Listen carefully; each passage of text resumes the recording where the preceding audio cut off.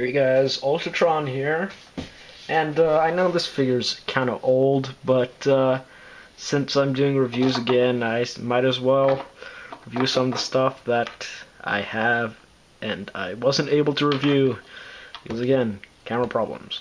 So, today, Marvel Universe Iron Spider-Man. I got this at a convention, actually. It was a Frankensons. They're dealing and all that. Got this guy for $7, and I think that's a pretty good deal. And yeah, here he is. He's part of the Hammer Files, Iron Spider-Man. There's a bio if you want to read it, which I'm not too sure if it's even focusing. Nope, it's not even focusing. But it's got a picture at the back. The other figures: Winter Soldier, Skrull Soldier, Mary Jane. Yep. This guy came with 4 Waldos, but if you read the comics, we know he has 3. Not 4. The reason why he comes with 4 is because I think it was before the Civil War. Norman Osborn came up, formed this team called the Red Team, or the Scarlet Spiders team. They were pretty much an upgraded version of this armor. They all wore the same, and they had 4 Waldos. Instead of 3, so I guess if you get 3 more of these guys, you could say those are the Scarlet Spiders, and with this one, just put 3 on. So this is Iron Spider. And yeah, Scarlet Spiders, I know. That's clearly taken from Ben Reilly. Anyway, the mold he uses here. Let's get that out of the way. Well, let's leave it there. The mold he uses is the Black Spider-Man mold / Silver Surfer mold. Just repaint it. Which I don't mind this mold. I just think it's a little too tall for Spider-Man. Although, since this is an armor, and technically the Iron Man armors re-increase height, so I guess it kind of makes sense for Spider-Man to get taller by wearing an Iron Man costume.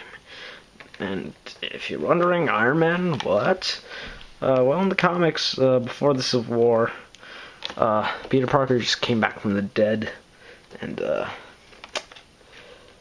Tony Stark built him this armor, and he says that he'll let him keep this armor if he goes with him in something big, and that's clearly the Civil War. He was pretty much asking Peter to join his side of the Civil War. Civil War was this big thing in the Marvel Universe where Superhero Registration Act, and I'm not going to go too much, but this is the armor he wore before the Civil War. But eventually, when he learned about this whole Civil War thing, Peter Parker revealed his identity and then eventually joined Captain America's side, which were the outlaws. Outlaw superheroes who did not want to register. And eventually, Tony Stark sent many heroes after him, eventually leading to the death of Captain America, killed by Crossbones, and I'm not going to go too much. So this guy, articulation, ball joint hips, double joint knees, hinge ankles that also rotate,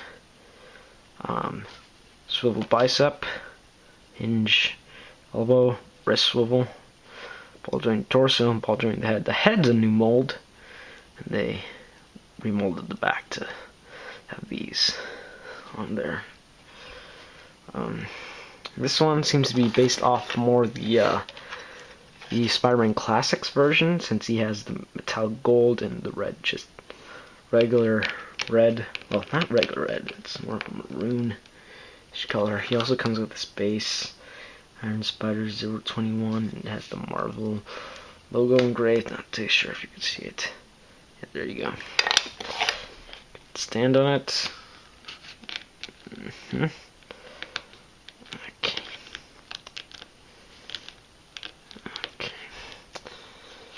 standard size.